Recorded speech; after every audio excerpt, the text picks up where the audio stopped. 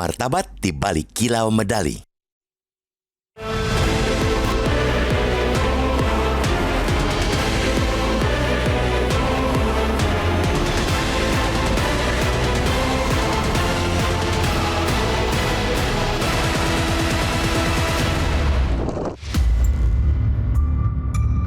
Sebuah kado manis penutup tahun 2025 dipersembahkan para atlet Indonesia yang berjuang di ajang SEA Games 2025 Thailand. Posisi peringkat kedua di bawah tuan rumah dengan raihan 91 medali emas sungguh membanggakan. Sebab mereka semula hanya ditargetkan meraih 80 medali emas untuk menyegel peringkat ketiga. Meski kalah jauh dari Thailand yang meraup 233 medali emas, posisi runner-up adalah juara yang sesungguhnya. Harap mafhum, dalam ajang SEA Games, peringkat pertama lazimnya adalah milik tuan rumah. Terakhir kali Indonesia meraih predikat juara sesungguhnya adalah pada SEA Games Chiang Mai, Thailand, pada 1995, sudah 30 tahun yang lalu. Ketika itu Indonesia menjadi runner-up dengan menyabet 77 medali emas. Keberhasilan kontingen Indonesia di kancah SEA Games 2025 bukan sekadar catatan angka di atas papan skor.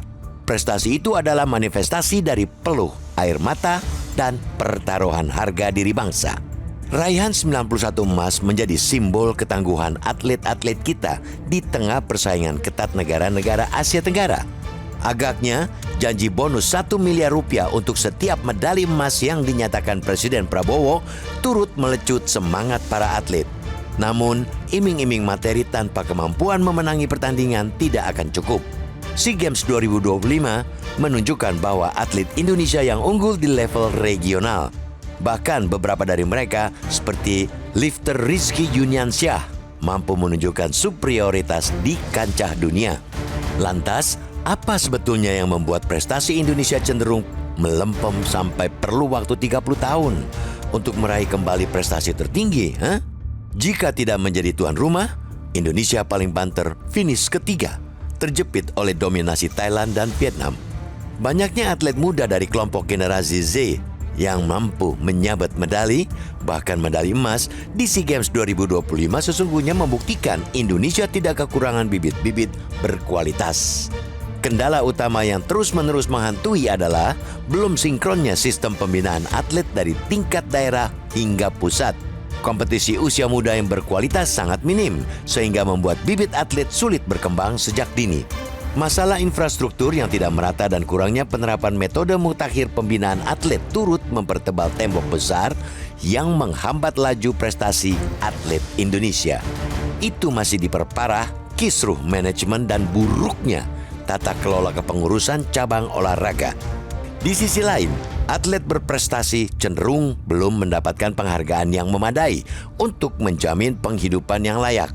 Sejumlah legenda nasional bidang olahraga setelah meninggalkan gelanggang harus bekerja sebagai buruh cuci, tukang las, atau bahkan mengalami krisis identitas pasca pensiun. Dasar hukum untuk penghargaan atlet muda sudah ada dalam konstitusi. Pasal 28C ayat 1 Undang-Undang Dasar 1945 menjamin hak mengembangkan diri melalui pendidikan dan kebudayaan termasuk olahraga demi meningkatkan kualitas hidup dan kesejahteraan. Undang-Undang Nomor 11 Tahun 2022 tentang keolahragaan juga mengamanatkan pemerintah memberikan penghargaan kepada atlet tentang keolahragaan dan organisasi olahraga yang berprestasi. Kita mendorong agar implementasi undang-undang keolahragaan ini tidak berhenti pada seremonial pemberian bonus. Negara harus hadir dalam bentuk sistem proteksi yang memastikan kehidupan yang layak bagi mantan atlet berprestasi. Dalam penghargaan itu ada martabat yang dijunjung. Investasi pada kesejahteraan atlet adalah juga investasi pada martabat bangsa. Prestasi SEA Games 2025 harus menjadi titik balik. Jangan biarkan air mata haru di podium berubah menjadi air mata kepiluan di masa tua.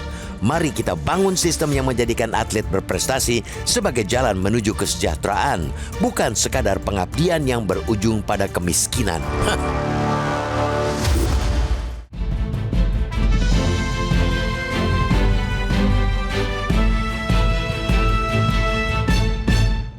Download Metro TV Extend sekarang.